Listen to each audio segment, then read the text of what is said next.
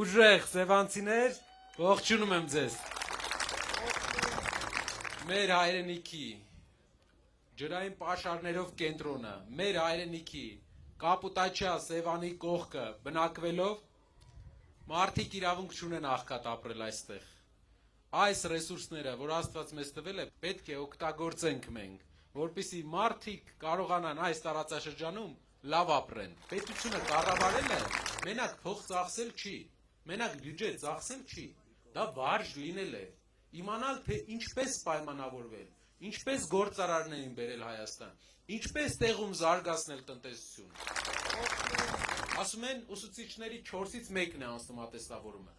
Աշխատավարձերը 100,000 դրամ, 110,000 դրամ, ինչպես ապրեն։ Մեր ծրագիրը այլ է։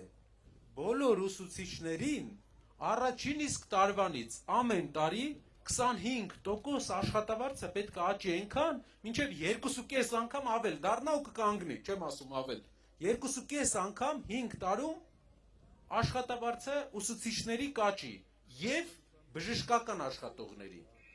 Այս միջոցները մեր բյուջեն ունի։ Այս միջոցները ուղղվում են պարգևավճարների։ Մենք սա պետք է ուղղենք ամենախոցելի, բայց ամենակարևոր խմբերի։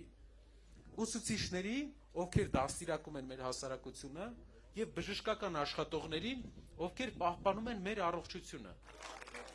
Ընտրենք առաջնորդ, մեկից կարա 100 սարքի, 100-ից 1000։ Այս աստվածատուր հնարավորությունները օգտագործողա պետք, վարժ զարգացնողա պետք։ Սամվել Կարապետյանը, համաձայն ենք։